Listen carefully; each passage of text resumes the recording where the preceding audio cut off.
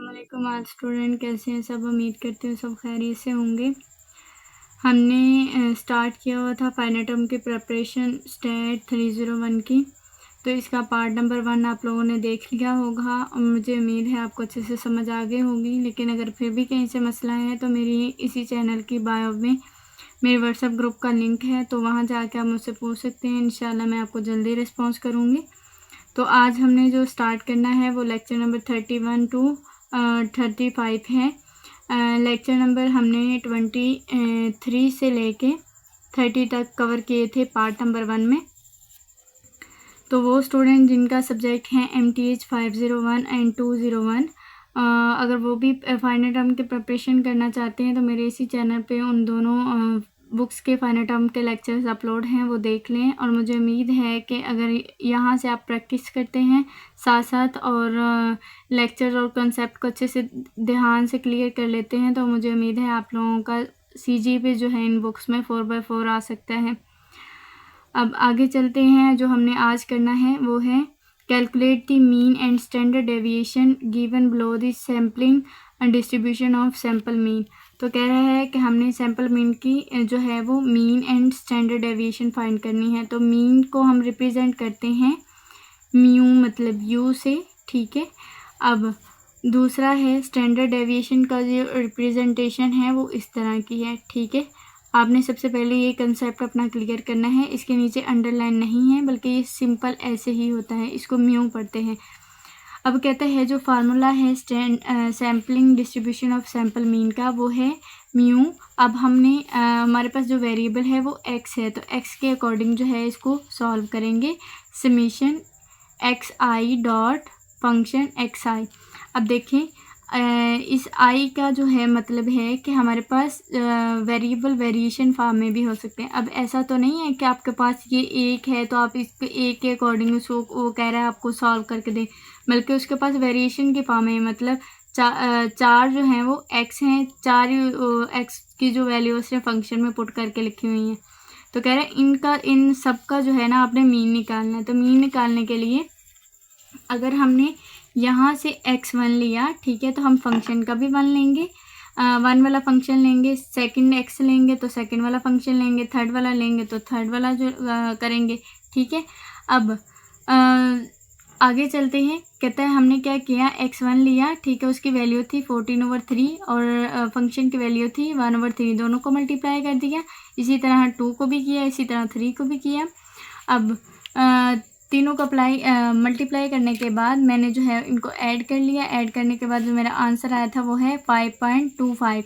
अब हमारे पास sample mean तो आ गया, लेकिन अब हमने वेरिएंस निकालना है। तो वेरिएंस का फार्मूला है हमारे पास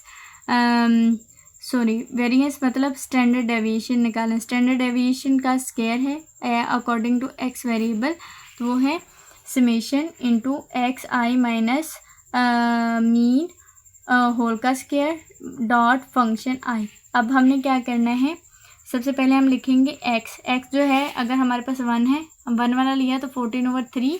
अब म्यू की वैल्यू मतलब आप मीन की वैल्यू जो लिखेंगे वो सबके साथ सेम रहेगी, बल्कि हमारे पास वेरिएशन फॉर्म में x है और x का फंक्शन है, ठीक है।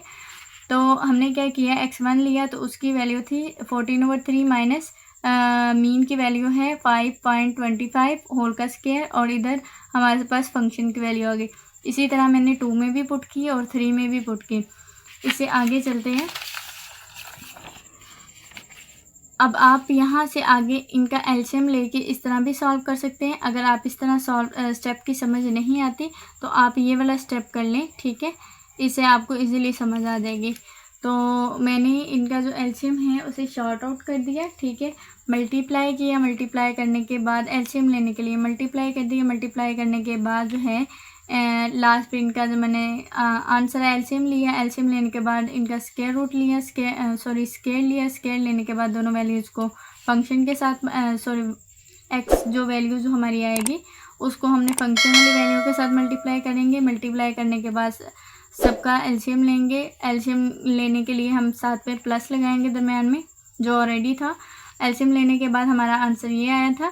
अब हमने क्या किया था, स्टैंडर्ड डेविएशन के ऊपर स्क्वायर था, तो ये स्क्वायर को ख़त्म करने के लिए दोनों तरफ स्क्वायर रूट अंडर रूट लिया, तो ये वाला इससे ख़त्म हो जाएगा। इसका लेंगे तो इसका तो ख़त्म नहीं होगा, लेकिन नीचे वाली 144 का जो है स्क्वायर अंडर रूट आ जाएगा, हमारे पास स्क्वायर रूट आ जाएगा, ये अंडर रूट आप पढ़ लें 12।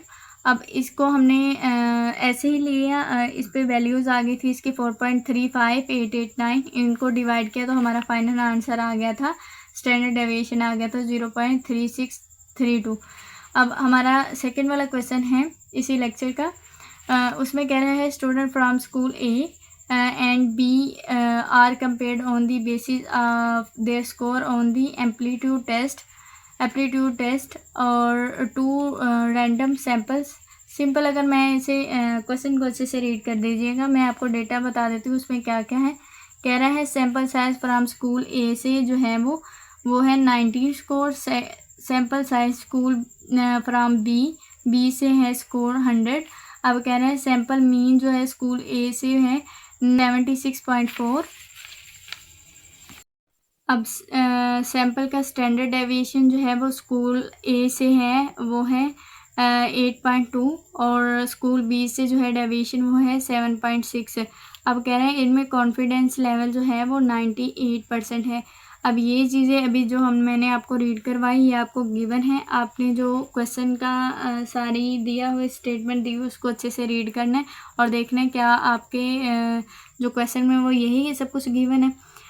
अब उससे आगे आ जाते हैं, हमने फाइंड करना है formula of confidence level. Confidence level का हमारे पास फार्मूला है एक्स ए एंड बी। वैसे जो जनरल फार्मूला होता है वो उसमें इधर एक्स लगाया होता है, सिर्फ एक्स, तो यहाँ हमने एक्स ए और बी क्यों लगाया, क्योंकि हमारे पास वेरिएशन फॉर्म में थे, ठीक है। प्लस माइनस जी इंटू स्टैंडर्ड डेविएशन ए स्कूल वालों का स्क्वायर और फिर बी वालों का। अब इसको हमने नंबर ऑफ़ ए और नंबर ऑफ़ बी पे जो है वो डिवाइड किया। सबसे पहला पॉइंट है, हमने इसमें से इस फॉर्मूले के अकॉर्डिंग इसमें डिफरेंस लेंगे। डिफरेंस ये जो चीज़ें थी एक्स ए और एक्स बी, इसकी वैल्यूज़ गिवन थी, दोनों को माइनस किया, हमारा आंसर आ गया -4.8। अब डिफरेंस आ गया बिटवीन सैम्पल मीन का। अब दूसरी चीज़ है, इसमें हमने क्रिटिकल पॉइंट निकालना है, जी को हम कहते हैं क्रिटिकल पॉइंट। अब आपने इसमें आपने स्टैंडर्ड नॉर्मल टेबल आपको मिल जाएगा जब आप पेपर सॉल्व करेंगे। अगर आपको टेबल चाहिए होगा स्टैट में तो वो टेबल आपको प्रोवाइड कर देते हैं। आप अपने किसी भी इंस्ट्रक्टर को बोलिए कि मुझे ये वाला टेबल चाहिए, तो वो आपको टेबल दे देंगे। तो आपने उसमें अपनी वैल्यूज़ को चेक करना है, कॉन्फिडेंस लेवल को, जो 98 पे है वो होता है 2.33। अगर आपको फिर भी समझ नहीं आती टेबल के अकॉर्डिंग तो आप इस वीडियो के नीचे कमेंट ज़रूर कीजिएगा, ताकि मैं नेक्स्ट एक शॉर्ट वीडियो बनाऊँ जिसमें आप क्रिटिकल पॉइंट जो है टेबल से कैसे देखते हैं वो समझा सकूँ। अब उसे आगे आ जाता है कि आपने स्टैंडर्ड एरर फाइंड करना है। बेसिक ये वाला पोर्शन हमारे पास है स्टैंडर्ड एरर का, तो हमने इसे सॉल्व किया। सॉल्व इनकी वैल्यूज़ लगाई, जहाँ स्टैंडर्ड ए स्कूल वालों की, स्टैंडर्ड बी की, फिर नंबर सैम्पल साइज ए और बी की। अब इसके बाद जो है इनका स्केयर लिया, स्केयर लेने के बाद डिवाइड किया, डिवाइड करने के बाद होल का जो है वो स्केयर रूट लेंगे तो अंडर रूट लेंगे तो वो आ जाएगा उसका आंसर 1.1514। अब हमने करना है इसमें मर्जन एरर फाइंड, ठीक है। मर्जन एरर का जो फार्मूला है वो critical point multiply by standard error, दोनों को मल्टीप्लाई किया तो हमारे पास मर्जन एरर की वैल्यू आ गई। अब लास्ट पे है कि हमने कॉन्फिडेंस इंटरवल फाइंड करना है जो आपको गिवन था, ठीक है, जिसमें अभी हमने वैल्यूज़ लगा रहे थे, तो उसकी जगह उनकी वैल्यूज़ लगाई। इस वाले की वैल्यू आई थी हमारे पास -4.8 और ME, मतलब इन सबको होल को जो है ना वो मल्टीप्लाई करने के बाद ये वाले लास्ट पे आंसर आया था 2.6838, ठीक है। अब इसको एक दफ़ा प्लस में लिख के आंसर निकाल लीजिए, एक दफ़ा माइनस में, तो यही हमारा कॉन्फिडेंस इंटरवल था। फिर से मैं रिपीट कर रही हूँ, ये क्वेश्चन आपका एक लॉन्ग क्वेश्चन है, ठीक है, जिसमें आप 5 पॉइंट करेंगे।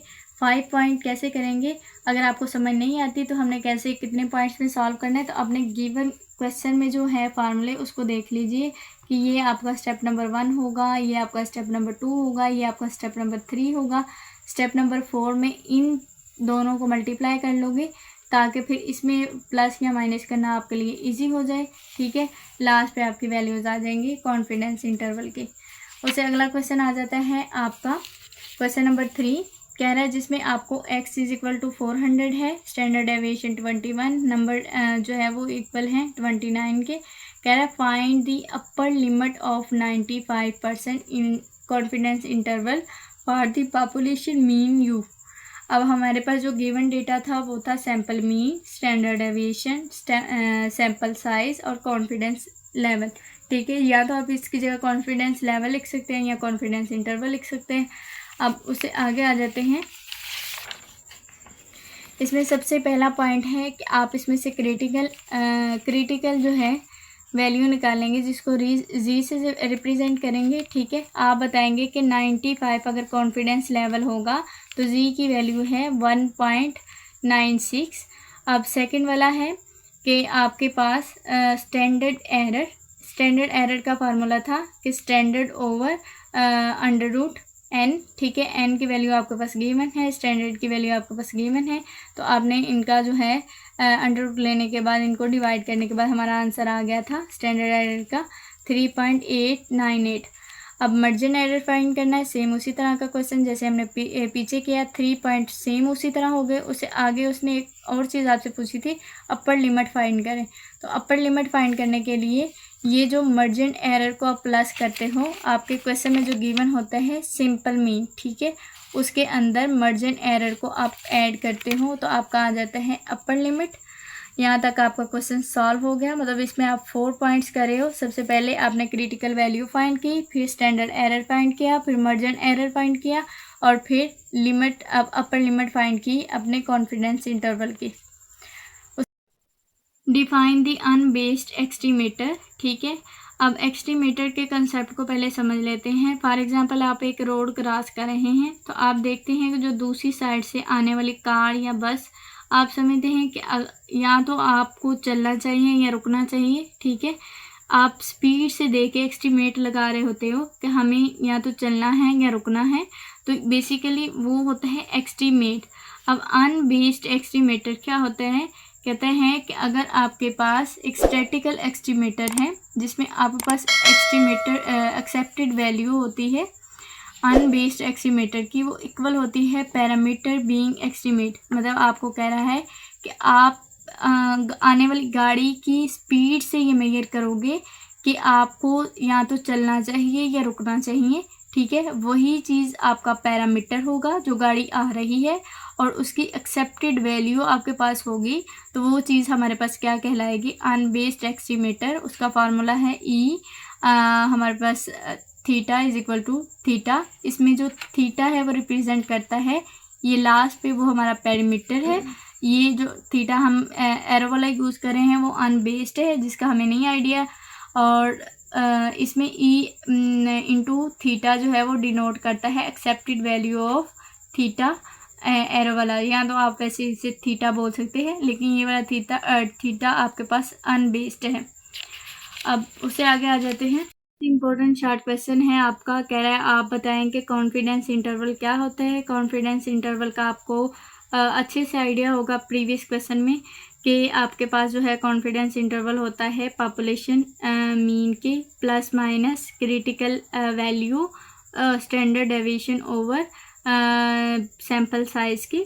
तो अगर आपको इसकी डेफिनेशन नहीं भी आती होगी, पेपर में 2 नंबर का क्वेश्चन आया होगा, तो आप इसका डायरेक्ट फार्मूला लिख दें और बता दें उसके रिप्रेजेंटेशन। जैसे ये क्या है हमारे पास पॉपुलेशन मीन, जिसको आप यू से भी ज़ाहिर कर सकते हैं या एक्स से भी ज़ाहिर कर सकते हैं, और सैम्पल मीन जो है पॉपुलेशन मीन को हम यू से डिनोट करेंगे, सैम्पल मीन को हम एक्स से डिनोट करेंगे। ये हमारे पास आ जाएगा स्टैंडर्ड डेविएशन, और ये है एन जो है सैम्पल साइज़, जिसमें जेड जो है वो रिप्रेजेंट करता है critical value of standard normal distribution corresponding to desired confidence level को। ठीक है, तो सिंपल सी चीज़ है। कॉन्फिडेंस इंटरवल बेसिकली आपके पास एस्टिमेट इंटरवल की ही एक टाइप है जिसमें 2 कंपोनेंट्स होते हैं।